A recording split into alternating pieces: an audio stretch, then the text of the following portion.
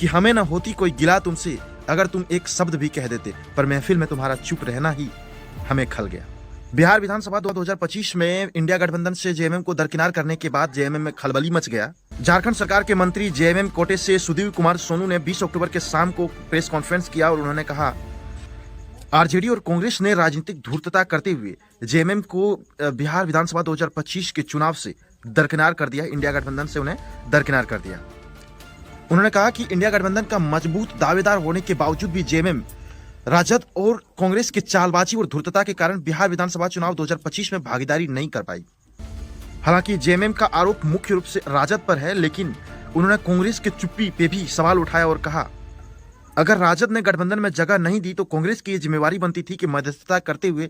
तीनों पार्टियों के बीच समन्वय बनाता और इंडिया गठबंधन में जेएमएम की मजबूती को साबित करने के लिए उनको उसके साथ ले लेता। लेकिन कांग्रेस ने ऐसा नहीं किया और कांग्रेस चुप्पी साधे रही। इस चुप्पी पे भी जेएमएम ने सवाल उठाया और कहा, कांग्रेस न सिर्फ चुप्पी साधी रही बल्कि महागठबंधन धर्म का जो पालन होता है उस गठबंधन धर्म का पालन भी नहीं किया और सिरे से दरकिनार कर दिया। जेएमएम के हर दावे को खारिज कर दिया बिहार विधानसभा चुनाव में। और कांग्रेस पे ये लाइन फिट बैठता है कि हमें न होती कोई गिला तुमसे अगर तुम एक शब्द भी कह देते, पर महफिल में तुम्हारा चुप रहना ही हमें खल गया। ये जेएमएम का एक तरह से कटाक्ष होगा कांग्रेस के ऊपर। पत्रकारों ने जब मंत्री सोनू से यह सवाल किया कि झारखंड की राजनीति पे इसका क्या असर पड़ेगा, तो मंत्री सोनू ने जवाब देते हुए कहा,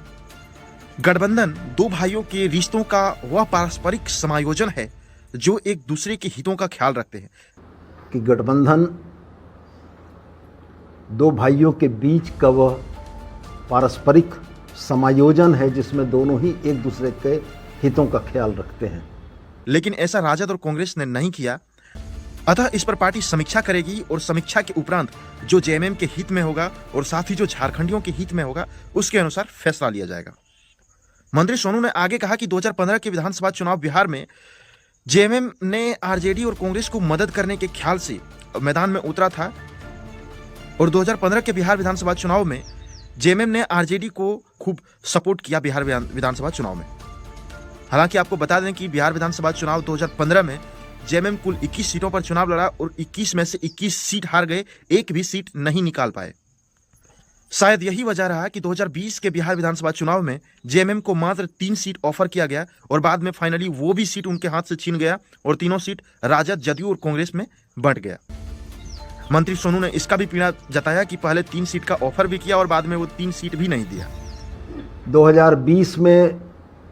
राष्ट्रीय जनता दल और कांग्रेस के गठबंधन ने 3 सीटों का आश्वासन हम लोगों को दिया था, जो आखिरी समय में वह 3 सीटें इन लोगों ने राष्ट्रीय जनता दल, कांग्रेस और जदयू ने एक एक करके बांट ली और झारखंड मुक्ति मोर्चा को धोखा मिला। फिर मंत्री सोनू ने आगे कहा कि जब झारखंड में 2019 में झारखंड विधानसभा चुनाव हुआ तब सत्यानंद भोक्ता एकमात्र कैंडिडेट आरजेडी से जीत कर आया और उन्हें हेमंत सोरेन के सरकार में 5 साल के लिए मंत्री पद ऑफर किया गया और 5 साल तक सत्यानंद भोक्ता मंत्री रहे। मंत्री सोनू ने कहा, सिर्फ एक कैंडिडेट जीतने के बाद भी हम लोगों ने आरजेडी के कैंडिडेट को मंत्री बना दिया और 5 साल तक मंत्री पद उनका बरकरार रखा और इस तरह से गठबंधन धर्म का पालन पूरी निष्ठा के साथ किया।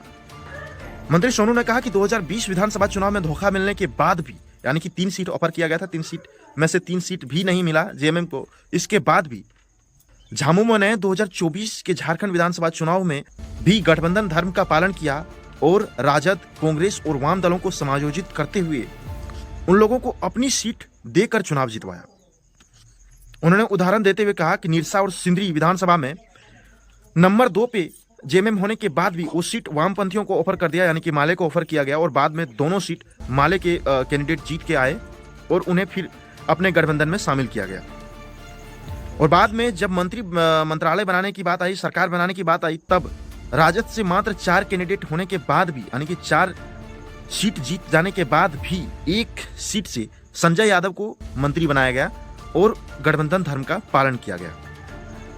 मंत्री सोनू ने आगे कहा कि इसके बदले में हमें क्या मिला, 2025 के बिहार विधानसभा चुनाव में सिर्फ धोखा मिला और इसके अलावा कुछ नहीं मिला और यह धोखा झारखंडी भावनाओं को आहत करने वाला है। झारखंडी इस धोखा को कभी भूलेगा नहीं, जेएमएम इस धोखा को कभी भूलेगा नहीं। हम उनको बताएंगे कि झारखंड मुक्ति मोर्चा एक बड़ी ताकत है, आदिवासियों का आवाज है और अगर आदिवासियों की आवाज को दबाने का प्रयास किया जाएगा तो इसका खामियाजा उन ताकतों को भुगतना पड़ेगा जो इन्हें दबाना चाहते हैं। जब मंत्री सोनू से पत्रकारों ने सवाल पूछा कि बिहार विधानसभा चुनाव में जेएमएम का क्या रोल रहेगा, तब मंत्री सोनू ने जवाब देते हुए कहा कि हम बिहार के सक्रिय राजनीति में पूर्णतः भागीदार नहीं है और हम किसी भी राजनीतिक कार्यक्रमों में बिहार के विधानसभा चुनाव में भागीदार नहीं है। फर्दर जब पत्रकारों ने सवाल पूछा कि क्या बिहार विधानसभा चुनाव में राजद और कांग्रेस को सबक सिखाया जाएगा जेएमएम के द्वारा, तो मंत्री सोनू ने इस पर जवाब देते हुए कहा कि चूंकि हम वहां से चुनाव नहीं लड़ रहे हैं, लेकिन जो जेएमएम को चाहते हैं, जेएमएम को जो चाहते वोटर हैं, इस बात का जवाब अपने वोट के माध्यम से वो बिहार विधानसभा चुनाव में जरूर देंगे। क्या आरजेडी और कांग्रेस को सबक सिखाया जाएगा बिहार के चुनाव में? मैं यह स्पष्ट मानता हूं कि अगर सक्रिय भागीदारी मेरी नहीं है तो वैसी स्थिति में झारखंड मुक्ति मोर्चा को चाहने वाले और जिस तबके का प्रतिनिधित्व झारखंड मुक्ति मोर्चा करता है, वह मतदाता भी इस बात को बड़ी गंभीरता से देख रहे हैं कि किस तरीके का राजनीतिक छल का शिकार झारखंड मुक्ति मोर्चा को बनाया गया। इसका जवाब वहां की जनता देगी। मंत्री सोनू ने आगे कहा कि 7 अक्टूबर 2025 को हेमंत सोरेन के निर्देश पर और पार्टी संगठन के निर्देश पर सुदीप कुमार सोनू और उनके सहयोगी विनोद पांडे 7 अक्टूबर 2025 को पटना गए थे राजद के शीर्ष नेतृत्व से बात करने के लिए कि इंडिया गठबंधन में उसकी जगह किस तरह से रहेगी और कितना सीट उनको आवंटित किया जाएगा। इस चीज पर चर्चा करने के लिए पटना गया हुआ था सुदीप कुमार सोनू 7 अक्टूबर 2025 को। मंत्री सोनू ने कहा कि हमें इस बात का पूर्णतः आश्वासन दिया गया कि जेएमएम इंडिया गठबंधन का एक मजबूत दावेदार है और उन्हें किसी भी तरीके से इंडिया गठबंधन से दरकिनार नहीं किया जाएगा, और इस बात का उनको पूर्णतः आश्वासन दिया गया और कहा गया कि इस पे उनके नेता हेमंत सोरेन से बात होगी शीर्ष नेतृत्व आरजेडी के द्वारा। पर फिर सोनू ने कहा कि 7 अक्टूबर से 20 अक्टूबर तक पता नहीं उन लोगों के मन में क्या खिचड़ी पका जो सिर्फ बातों बातों में उलझाए रखा और अंततः कोई भी सीट हमें ऑफर नहीं किया गया और फाइनली हम चुनाव नहीं लड़ रहे हैं। बिहार विधानसभा 2025 चुनाव हम नहीं लड़ेंगे, लेकिन इसका खामियाजा आरजेडी और कांग्रेस को भुगतना पड़ेगा। पत्रकारों ने फिर सवाल पूछा कि क्या जेएमएम ने ज्यादा सीटों का डिमांड कर दिया था जिसके वजह से उनको दरकिनार कर दिया गया, तो फिर जेएमएम की तरफ से सुदीप कुमार सोनू ने इस चीज को जवाब देते हुए कहा कि नहीं, ऐसा बात नहीं था, लेकिन हमने बताया कि आरजेडी पिछले विधानसभा चुनाव में 28 सीटों पे लड़ा था जो ट्राइबल बहुल क्षेत्र था, एक तरह से आदिवासी बहुल क्षेत्रों में 28 सीटों पे जेएमएम आरजेडी लड़ा था और आरजेडी सिर्फ 6 सीट निकाल पाया, बाकी 22 सीट वो हार चुके थे। लेकिन जो 22 सीट हारे थे उसमें बहुत कम मार्जिन से हारे थे, यानी कि बहुत कम वोट से हारे थे। इस वजह से सुदीप कुमार सोनू ने यह ऑफर दिया था उनको, यानी कि आरजेडी को, कि अगर आदिवासियों का नेतृत्व जेएमएम उन 22 सीटों से करता है तो शायद इंडिया गठबंधन को जीत हासिल होगी और जेएमएम को जीत हासिल होगी। इस तरह से इंडिया गठबंधन मजबूत होगा। कहीं ना कहीं यह संकेत था कि 22 सीटों पर चुनाव लड़ने का विचार था जेएमएम का बिहार विधानसभा चुनाव 2025 में। गौर करने वाली बात यह है कि 2015 के बिहार विधानसभा चुनाव में जेएमएम ने 21 सीटों से चुनाव लड़ा था और 21 में से 21 सीट हार चुके थे। फिर इसी वजह से 2020 में उनको मात्र 3 सीट ऑफर किया गया और 3 में से एक भी सीट फाइनली बाद में उनको नहीं दिया गया और तीनों सीट राजद, कांग्रेस और जदयू ने बांट लिया। और यही इतिहास फिर से दोहरा दिया गया जब उन्होंने 22 सीटों का डिमांड किया और फिर फाइनली उनको एक भी सीट ऑफर नहीं किया गया और जेएमएम इस पे पूरी तरह से खिसिया गया और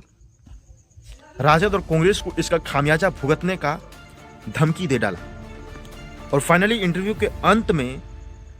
मंत्री सोनू ने कहा कि जिस तरह से राजनीतिक धूर्तता का परिचय राजद और कांग्रेस ने दिया है, इसका खामियाजा उन लोगों को निश्चित रूप से भुगतना पड़ेगा और अंततः इसका प्रभाव पड़ ही गया। बिहार विधानसभा चुनाव में सासाराम से प्रत्याशी राजद प्रत्याशी सत्येंद्र शाह को 20 साल पुराने केस में गिरफ्तार कर लिया गया और मामला क्या था? लूट और डकैती का, जिसका गैर जमानती धाराओं में प्राथमिकी दर्ज की गई थी और सासाराम से नामांकन दाखिल करने के जस्ट बाद ही सत्येंद्र शाह को झारखंड पुलिस ने गिरफ्तार कर लिया। अब देखना यह दिलचस्प होगा कि क्या झारखंड में भी खेला हो जाएगा, यानी कि सरकार यहां भी टूट जाएगा, बिखर जाएगा। अब यह देखना दिलचस्प होगा, लेकिन यह तो समय बताएगा कि असल में जेएमएम, आरजेडी और कांग्रेस का सरकार झारखंड में कब तक चलेगा, यह समय बताएगा। बाकी आप लोगों का क्या राय है कमेंट सेक्शन में जरूर बताएं।